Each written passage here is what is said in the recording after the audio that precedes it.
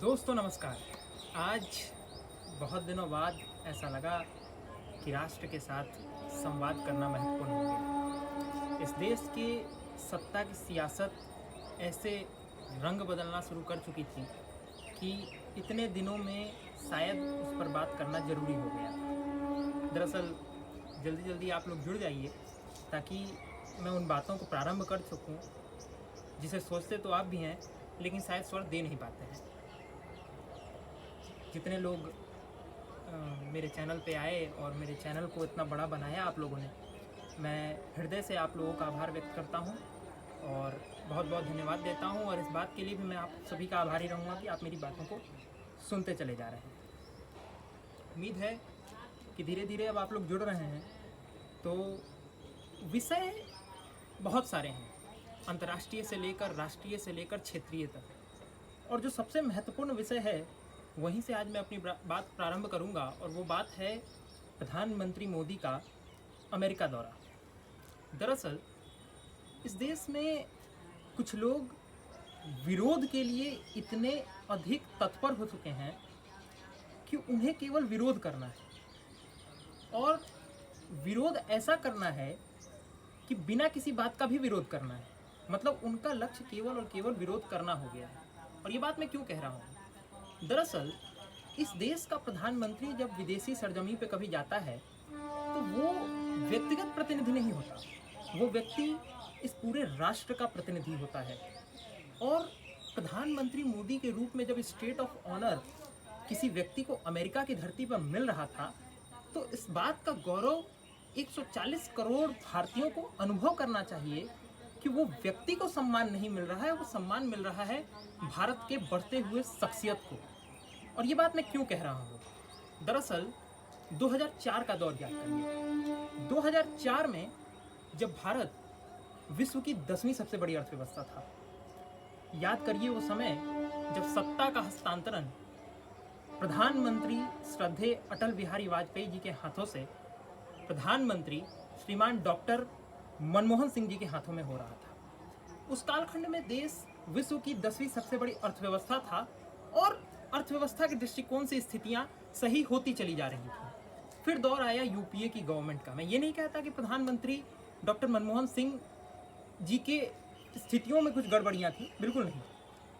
10 साल बीते और हम पहुंचाए 2014 में, और 2014 में भारतीय अर्थव्यवस्था विश्व के दृष्टिकोण से किस स्थान पे थी? 10वें स्थान पे। यानी 2004 से लेके 2014 का वो दौर, और भारत की अर्थव्यवस्था तब भी 10वीं थी और अब भी 10वीं थी। अर्थात हम अगर कहें दूसरे शब्दों में तो भारत की अर्थव्यवस्था 10 वर्षों के इस बड़े अंतराल में वहीं की वहीं रह गई। और इसीलिए बहुत से मंचों पर अलग अलग राजनेताओं द्वारा इस डिकेड को द लॉस्ट डिकेड के नाम से कहा जाने लगा। ये बात ऐसी नहीं है कि प्रधानमंत्री डॉक्टर मनमोहन सिंह जी के क्षमताओं में कोई कमी थी, क्योंकि इस देश का इतिहास जब भी लिखा जाएगा तो स्वर्ण अक्षरों में एक पन्ना नहीं, पूरी की पूरी अध्याय को लिखा जाएगा केवल एक व्यक्ति के नाम पे, डॉक्टर मनमोहन सिंह जी के नाम पे, वो भी अर्थव्यवस्था के दृष्टिकोण से। परंतु ऐसा नहीं है कि एक अच्छा कप्तान विश्व कप जीत जाए। जैसे सौरव गांगुली जैसा महान कप्तान भी विश्व कप देश को नहीं दिला पाया, उसी तरीके से देश पहुंचा 2014 में। और याद करिए वो दिन 2014 में सत्ता का हस्तांतरण हुआ डॉक्टर मनमोहन सिंह जी के हाथों से नरेंद्र दामोदर दास मोदी जी के हाथों। देश विश्व की 10वीं सबसे बड़ी अर्थव्यवस्था था। 9 साल बीते और चले आइए 2023 में आज भारत विश्व की 5वीं सबसे बड़ी अर्थव्यवस्था है। इतना ही नहीं, विश्व की विकास दर 2.9% है और भारत की विकास दर 6.2%। यानी बड़ी अर्थव्यवस्थाओं में भारत विश्व की सबसे गतिमान तरीके से बढ़ती हुई अर्थव्यवस्था है। अब ये समझ लीजिए कि जब नरेंद्र मोदी विश्व के किसी भी कोने में जाते हैं तो सम्मान भारत को मिल रहा होता है, भारतीय गणराज्य को मिल रहा होता है, प्रधानमंत्री नरेंद्र मोदी को नहीं मिल रहा होता। वो उनकी निजी सफलताएं नहीं होती, वो सफलता होती है 140 करोड़ देशवासियों की। अर्थात इतनी लंबी चौड़ी बातें मैंने इस पर कहीं, आपको लग रहा होगा कि ये विषय से विषयांतर हो रहा है क्या? जी नहीं, ये सारी बातें मैंने केवल एक वाक्य कहने के लिए कही। दरअसल प्रधानमंत्री मोदी जब विदेश में जाकर के इतनी सारी उपलब्धियां देश के लिए लेकर आते हैं और हम उनका विरोध कर रहे होते हैं, तो शायद हम विरोध प्रधानमंत्री मोदी का नहीं कर रहे होते, हम विरोध 140 करोड़ देशवासियों के उपलब्धियों का कर रहे होते हैं। और ये बात क्यों कह रहा हूँ मैं?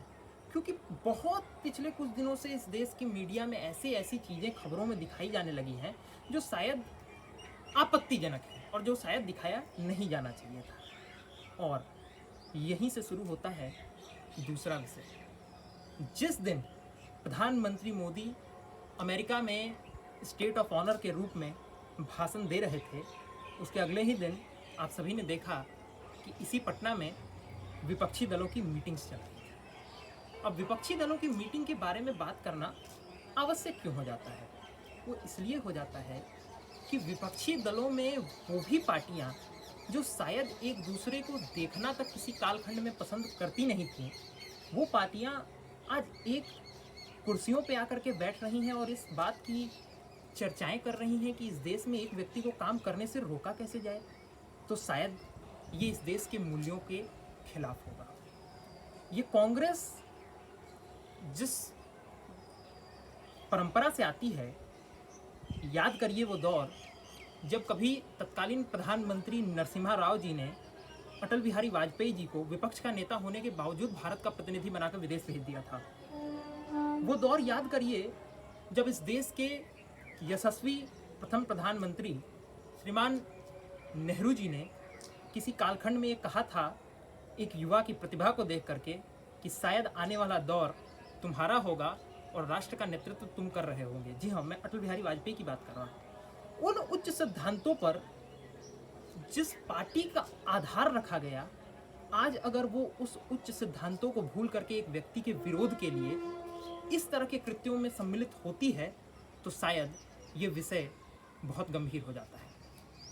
और इससे भी ज़्यादा गंभीर हो जाता है वो विषय जिस पर मैं अब आने वाला हूँ। याद करिए वो प्रेस कॉन्फ्रेंस, जब प्रेस कॉन्फ्रेंस पटना में चल रही थी और श्रीमान लालू प्रसाद यादव जी ने कहा राहुल गांधी जी से कि आप दूल्हा बनिए और हम आपके बाराती बन के चलेंगे। दरअसल सवाल ये नहीं है कि दूल्हा कौन होगा, सवाल ये भी नहीं है कि बाराती कौन होंगे।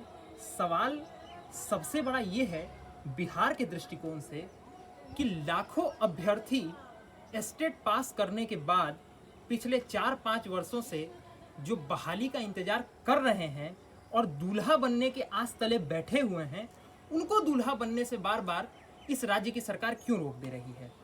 दरअसल एक कहावत आपने सुनी होगी कि खेल के नियम खेल शुरू होने से पहले तय किए जाते हैं, परंतु ये बात शायद बाहर के लिए सत्य होगी, बिहार के लिए ये बात उतनी सही नज़र आती नहीं है। क्योंकि जब से शिक्षक बहाली की ये प्रक्रिया शुरू हुई है, तब से इतनी बार इसमें संशोधन किए गए हैं, इतने बार संशोधन किए गए हैं कि शायद संशोधन भी अपने आप में संशोधित हो गया होगा। इस बात से किसी राजनीतिक दल को बहुत बड़े स्तर पे फर्क पड़ नहीं रहा है। और ये सवाल बहुत गंभीर है, क्योंकि जिस राज्य ने कभी विश्व को आचार्य चाणक्य दिया, जिस राज्य ने विश्व को शून्य दिया, जिस राज्य ने विश्व को शिखर तक जाने का मार्ग दिया, और जिस राज्य ने विश्व को अर्थव्यवस्था का ज्ञान दिया, वो राज्य के यशस्वी शिक्षा मंत्री जो बयान देते हैं कि आज हमारे पास शायद योग्य शिक्षक नहीं है। दरअसल एक बहुत अच्छी कहावत है जो जनता के बीच में बिहार में बहुत अच्छे तरीके से प्रचलित है कि हर अच्छी चीज़ की एक अच्छी कीमत होती है, और शायद आज वो कीमत शिक्षकों को मिल नहीं रही है। मैं ये नहीं कह रहा कि शिक्षकों को पैसे कम मिल रहे हैं या ये वो, जी नहीं। एक शिक्षक की सबसे बड़ी कीमत होती है उसका सम्मान। परंतु बिहार की राजनीति ने शिक्षकों को जिस कटघरे में ला करके खड़ा कर दिया है, वहाँ शिक्षकों के लिए सब कुछ उपलब्ध है बगैर सम्मान के। क्योंकि शिक्षक बिहार की राजनीति में सत्ता का केंद्र बन चुके हैं। सत्ता की सियासत रोटियां सेकती भी उनके नाम पे है, रोटियां खाती भी उनके नाम पे है, और फिर उन्हें साइडलाइन कर देती है। मैं किसी राजनीतिक व्यवस्था का विरोध नहीं कर रहा हूँ, मैं केवल एक ऐसा पक्ष रख रहा हूँ जो शायद बिहार के लिए बहुत महत्वपूर्ण है। बिहार का वास्तविक गौरव आज अगर बिहार के बाहर जाने पर उसी रूप में विद्यमान पाया जाता है जिस रूप में किसी कालखंड में पाया जाता था, तो उसका सबसे बड़ा कारण बिहार की प्रतिभा है। और इस राज्य के शिक्षा मंत्री का ये बयान दे देना कि बिहार में साइंस और मैथमेटिक्स के विद्यार्थी शिक्षक उपलब्ध नहीं है, ये अपने आप में इतनी बड़ी विडंबना की बात है कि जो राज्य आईआईटी और मेडिकल में सबसे ज़्यादा अंक ला करके पास होता है, सबसे ज़्यादा बच्चे यहाँ से क्वालिफाई करते हैं, सबसे ज़्यादा आईएएस ऑफिसर्स यहाँ से निकलते हैं, सबसे ज़्यादा आईआईटीएंस यहाँ से निकलते हैं, और आप कह रहे हैं कि यहाँ हमारे पास शिक्षक उपलब्ध नहीं है मैथ्स और साइंस के नज़रिए से। शायद ये हास्यास्पद बात नज़र आप सबको आती होगी। और शिक्षकों की बात के साथ साथ मैंने क्यों कही ये बात, इसमें एक बहुत बड़ा कारण यह भी है कि मैं पहले भी इस विषय को उठा चुका हूँ, क्योंकि वो बात मुझे बहुत बुरी लगी थी जब ये कहा गया कि बिहार में योग्य शिक्षक उपलब्ध नहीं है। और मैंने तब भी कहा था कि क्या पिछले 16-17 सालों से बिहार की शिक्षा व्यवस्था अयोग्य शिक्षकों के आस तले चल रही थी? ये सवाल अपने आप में बहुत गंभीर है जिसका जवाब ढूंढना होगा। सरकार शिक्षकों की बहाली के नज़रिए से यूनिफॉर्मिटी की बात करती है, परंतु वहीं एक और सवाल आकर के खड़ा हो जाता है यूनिफॉर्म सिविल कोड का, अर्थात समान नागरिक संहिता। इस देश में समान नागरिक संहिता बहुत पुराना विषय है। आज़ादी के पूर्व काल से ही जब संविधान सभा बैठी थी तब भी इस पर खूब चर्चाएं हुई, और आज की तारीख में विरोध करने वाले लोग इस तरीके से विरोध कर रहे हैं कि दरअसल हम समान नागरिक संहिता आने ही नहीं देंगे। क्यों नहीं आने देंगे, इसका उनके पास कोई उत्तर नहीं है, लेकिन नहीं आने देंगे। अब इस पे चर्चा करना बहुत महत्वपूर्ण हो जाता है। जिस देश को सम्मान देते वक्त, जन गण मन गाते वक्त हम सभी सम्मान के साथ खड़े हो जाते हैं, वहाँ एकता आती है। राजनीतिक विचारधाराएं हम सभी की अलग हो सकती हैं और यही लोकतंत्र की सबसे बड़ी खूबसूरती है, परंतु राजनीतिक विचारधाराओं के अलावे अगर कोई एक मूल तत्व हमें और आपको जोड़ता है तो वो भारत है, भारतीयता है और भारत का संविधान है। जब भी किसी व्यक्ति को अपने अधिकारों का हनन होता हुआ नजर आता है, वह व्यक्ति सम्मानपूर्वक और गौरव के साथ कहता है कि मुझे इस देश के संविधान पे भरोसा है। और ये बात मैं क्यों कह रहा हूँ, क्योंकि 1985 का शाहबानो केस याद करिए, जब एक महिला अपने अधिकारों की सुरक्षा हेतु इस देश के सर्वोच्च न्यायालय तक चली गई। सर्वोच्च न्यायालय ने उसके पक्ष में फैसला दिया और इस देश की संसद ने उस फैसले को पलटकर कानून बनाया और उस महिला के अधिकारों को राजनीतिक तुष्टीकरण के लिए छीन लिया। संविधान और भारतीय लोकतंत्र के इतिहास में वह काला अध्याय हर वक्त हमारे लिए घाव बन के रहेगा कि शायद इस देश में एक शाहबानो नाम की महिला भी हुई थी जिसके अधिकारों की सुरक्षा न इस देश का सुप्रीम कोर्ट कर पाया था, न इस देश का संविधान कर पाया था और न इस देश की संसद कर पाई थी। और ये बात मैंने क्यों कही, 1978 में एक घटना हुई, मेनका गांधी केस में इस देश के सर्वोच्च न्यायालय ने यह निर्णय दिया कि दरअसल अनुच्छेद 21 के अंतर्गत जीवन जीने का अधिकार केवल और केवल जीवन जीने का अधिकार नहीं है, अपितु गरिमापूर्ण जीवन जीने का अधिकार है। और जब हम बात गरिमापूर्ण जीवन जीने के अधिकार की करते हैं तो एक और बात यहाँ नजर आती है जो बाहर निकल के आती है कि चूंकि जिस देश का नाम भारत है और जिस देश को हम सब भारत माँ कहते हैं, उस देश में मातृत्व शक्ति का अगर सम्मान न किया जाए तो शायद इस देश की मूल भावना का ये सर्वोच्च अपमान होगा। और इसी मूल बिंदु को आधार बना करके आज इस देश की मुस्लिम बहु बेटियों को जब उनका अधिकार दिलाने की बात होती है तो इसलिए विरोध करने लगना कि हम दरअसल बदलाव के पक्षधर नहीं हैं, ये शायद गलत होगा। इसलिए जरूरी ये है कि हम सभी इस देश की मुस्लिम बहु बेटियों को वो अधिकार दिलाएं जो नरासू अप्पा मलिक केस के अंतर्गत डीवाई चंद्रचूड़ इस देश के वर्तमान मुख्य न्यायाधीश के द्वारा सबरीमला केस में कही गई थी। उन्होंने कहा था कि दरअसल नरासू अप्पामल्ली केस में अनुच्छेद 13 की जो व्याख्या की गई है वो पर्सनल लॉज पे भी लागू होगी, दरअसल नहीं होगी। इसलिए नहीं होगी, ये नरासू अप्पामल्ली केस में कहा गया था और उन्होंने कहा कि नहीं होगी।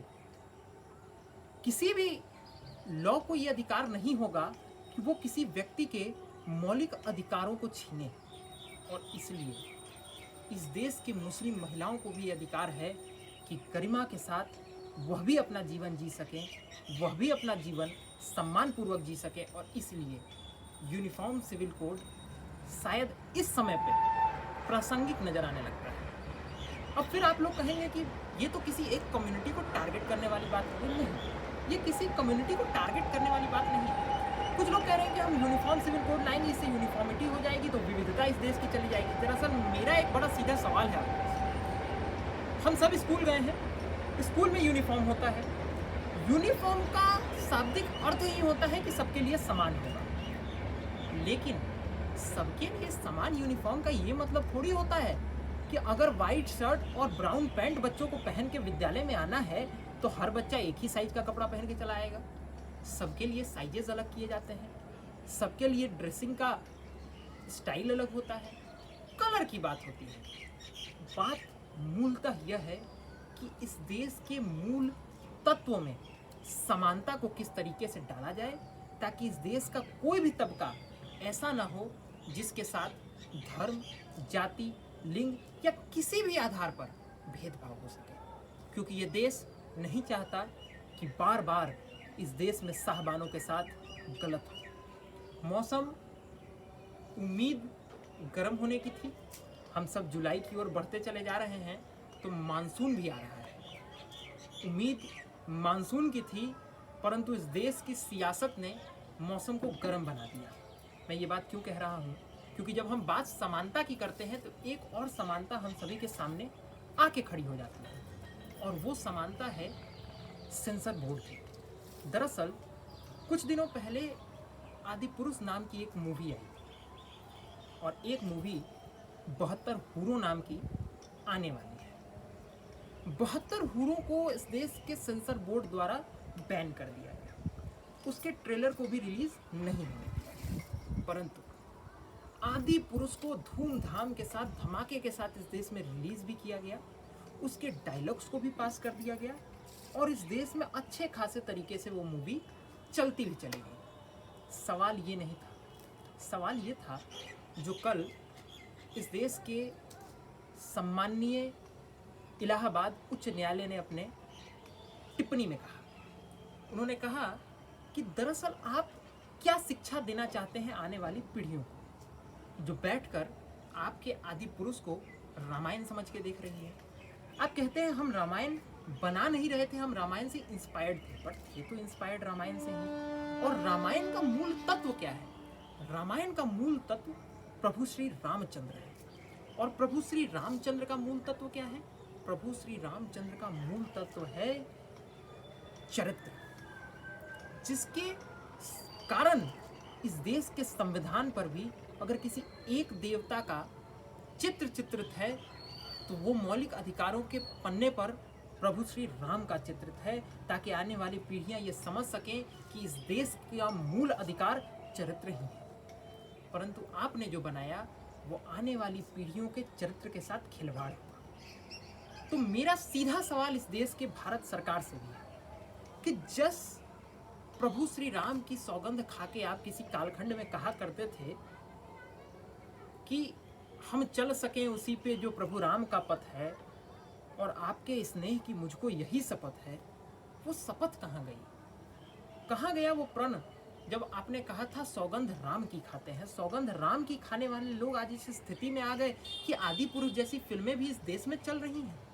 मैं इस बात का विरोध नहीं करता, मैं इस बात का समर्थन नहीं करता कि इस देश में 72 हूरों को लागू कर देना चाहिए, लेकिन मैं इस बात का भी समर्थन नहीं करता कि वाल्मीकि रामायण और रामचरितमानस के रूप में इस देश के मूल चरित्र को खिलवाड़ करके आदि पुरुष के रूप में दिखाया जाना चाहिए। दरअसल बात सीधी है कि हमारे लिए सबसे महत्वपूर्ण राष्ट्र की शांति व्यवस्था है। एक प्रसंग का जिक्र यहाँ मैं इसलिए करना चाहूँगा महाभारत से, क्योंकि वो समझना बड़ा महत्वपूर्ण है।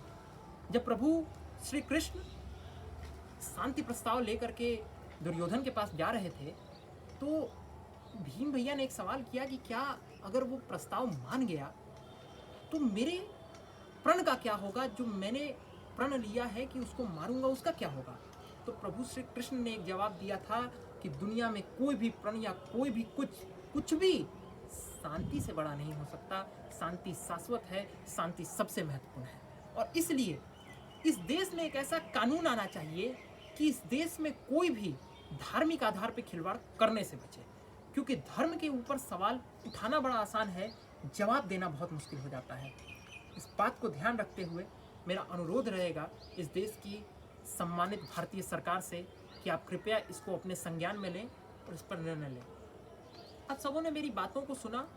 आज का ये संवाद एपिसोड 1 यहीं समाप्त होगा, इसी प्रण के साथ कि हम सब फिर मिलेंगे राष्ट्र संवाद के एपिसोड 2 के साथ। हर संडे हम सभी ऐसे ही बात करेंगे।